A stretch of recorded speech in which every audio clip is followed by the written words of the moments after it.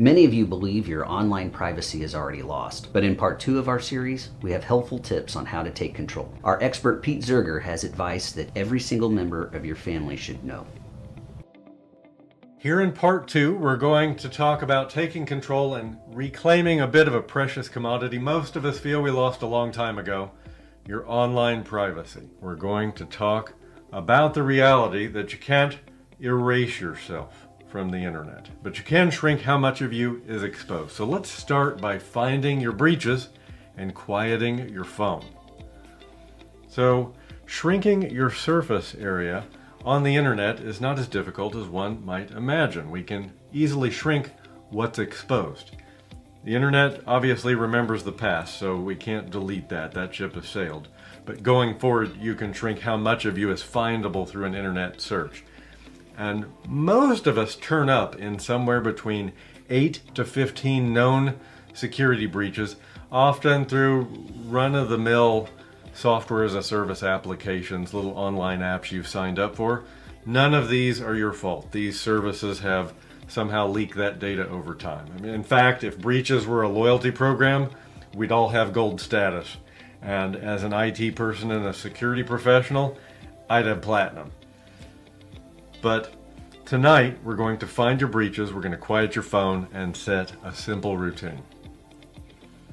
So, quieting your phone is a piece of cake. 4 stacked moves, each about a minute, and together they're going to cut the noise dramatically. It starts at donotcall.gov. You're going to sign up for the federal Do Not Call list. It takes all of 5 minutes.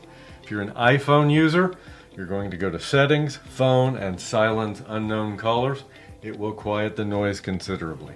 On an Android phone, it's under Phone, Settings, Caller ID, and Spam, and then Filter. The steps are also in that companion guide you can download. From an email perspective, make sure you report spam instead of just deleting it. When you report the spam, you're actually training the artificial intelligence behind the email security at your provider. You're training the filter to not deliver that message to you in the future. And you can also create email aliases. So on the Apple side, you can use the Hide My Email feature. On the Gmail side, you can add a plus sign after your name before the @ symbol and provide an alias for that site. So if I'm at Salesforce, for example, I could put pete.zerger plus salesforce@gmail.com, and should that ever get leaked, I'll know where the leak was. Steps in the guide. But stack all 4 of these steps tonight. Your phone's going to be noticeably quieter by the weekend. Now, let's talk about finding your security breaches. It quite literally only takes 60 seconds. You're going to browse to haveibeenpwned.com. You can complete these steps reliably on your phone. It's a long trusted breach lookup site. You're going to type your email, enter your address, and hit enter, and then you're simply going to read the list of the breaches in descending order of time. So it'll take you back in history. You want to make sure you go to the worst of these services where you know you have sensitive data and a password that's still recent. Go reset those passwords, especially those where you've reused the same password in multiple cases. Some of these you'll find are sites that no longer matter, where you have nothing sensitive.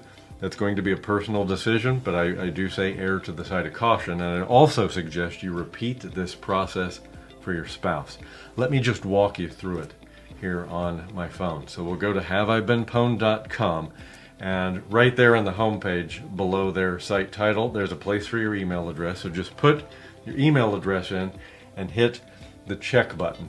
That's going to pull up a history of your security breaches, starting with the most recent. You can scroll back in history. You see in mine, there's Udemy. That's a learning site.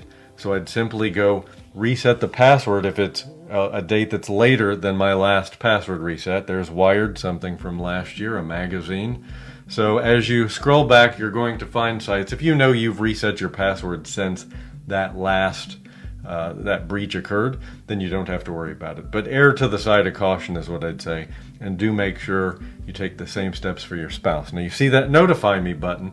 When you click Notify Me, you can sign yourself up for notifications, and anytime Have I Been Pwned archives a new security breach out there, they will proactively notify you of that breach so you can go update your password at that site. I've been using them for years. It's never cost me $1. I met the creator of this site, very talented security professional, great resource no matter who you are. But if you do one thing, go run Have I Been Pwned on your email and your spouse's and start the cleanup process. All the steps are detailed in the Taking Control of Your Online Privacy guide that goes along with the video series.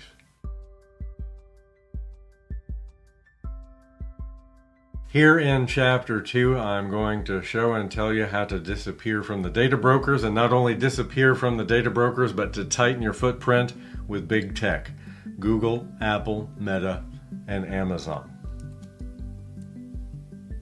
So these brokers compile and sell your name, address, phone, employer, your family members, even your approximate income. So Google your name and your city, and that first page is what attackers can see about you. So from a DIY perspective, the big six: you can opt out at Spokeo, Been Verified, White Pages, Intellius, and Radarus, as well as People Finders. It's about 5 minutes for each of these. Or you can use a service. You could use Delete Me, Optory, Canary, or I use Aura, A-U-R-A.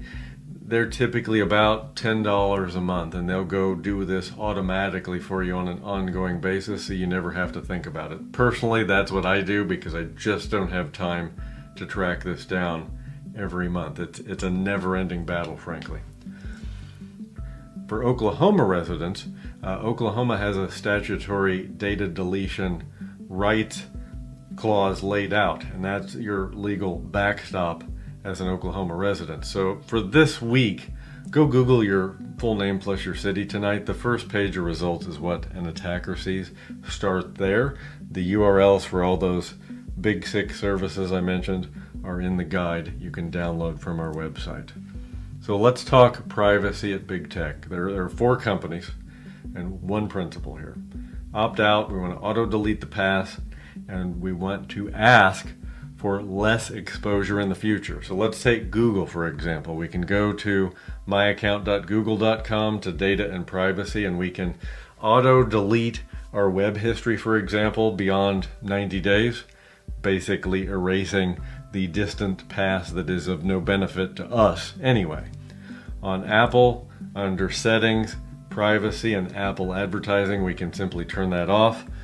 On Meta, what we all know as Facebook, we go to Settings, Ads, and off Facebook activity, and we just clear and disconnect there.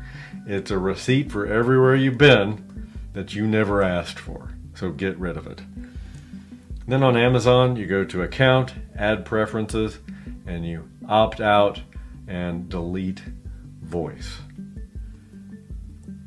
So let me just show you how to auto delete your Google history. This is perhaps the most egregious. These folks collect data about just about anything you've ever done and anywhere you've ever been. You're going to go to myaccount.google.com, and we're going to go to the data and privacy area, and you're going to erase your web and app activity beyond 3 months. So you're going to tell it keep 90 days of history. That can be useful to you in revisiting websites you've browsed recently, but beyond that, it's going to be of diminishing utility. So erase everything that's aged at that point. You want to repeat this for your YouTube history, same auto delete. You want to turn your location history off entirely. I can remember the first time I looked at this, I saw everywhere I had ever been for a period of years, down to an airport in a foreign country where I'd sat for no more than an hour.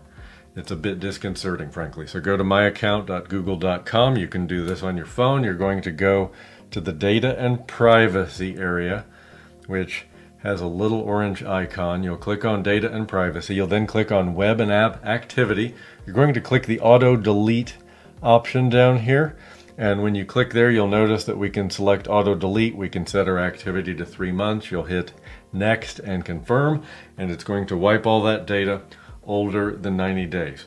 Then go back to the previous screen.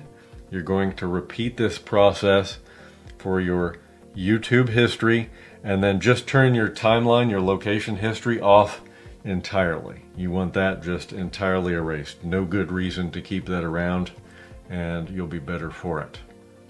So piece of cake, and as you saw, it takes all of just a couple of minutes to make that happen. So if you do one thing tonight, Google your name and city, then start submitting those broker opt-outs. All the links you need are in the Taking Control of Your Online Privacy Guide. You can download it, firstoklahomabank.com. Here in Chapter 3, we're going to talk about what's quietly connected to your bank account, and I want to share with you the most important tip of the entire series, the 30-second family code word that defeats AI's most realistic voice clone scams. So let's talk about what's connected to your bank account. Every fintech app you've ever linked to your bank rides on one piece of plumbing. Plaid is that plumbing. It's under Venmo, Cash App, budgeting apps, buy now, pay later. You go to my.plaid.com, it shows every fintech app reading your balance. The page shows everything currently connected, whether you've used it recently or not. Most folks are surprised at the number of apps that are connected to their bank account. It's often 8 or more, and some that you probably haven't used in years. And you want to disconnect those that you don't use. You should make this a quarterly habit. So every 90 days, part of your quarterly game plan, visit my.plaid.com, revoke every fintech app you no longer use. So let's talk about that family code word. This is the simplest, highest impact thing in the entire Smart Security series. AI voice clones need about 30 seconds of your voice to create a realistic clone. I've tested this on myself, it works. I can create a clone of my voice that fools my wife. And the panicked relative call that they use to exploit your emotions is already happening. They might call and it's your daughter saying, "Hi Mom, I'm in jail. Hi Mom, I'm on the side of the road. I need $2,000 for an emergency tow." The fix is quite simple. It's a family code word. It's different than any of your other security answers. It's one secret word that can beat the smartest AI and quantum computer in the world. Low tech absolutely wins this round. It takes 30 seconds to agree on a family code word, and it can protect you all for the rest of your lives.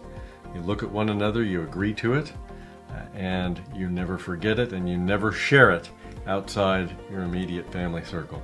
Do this right now. Pause this video, agree on a code word with the family, protects you for the rest of your life.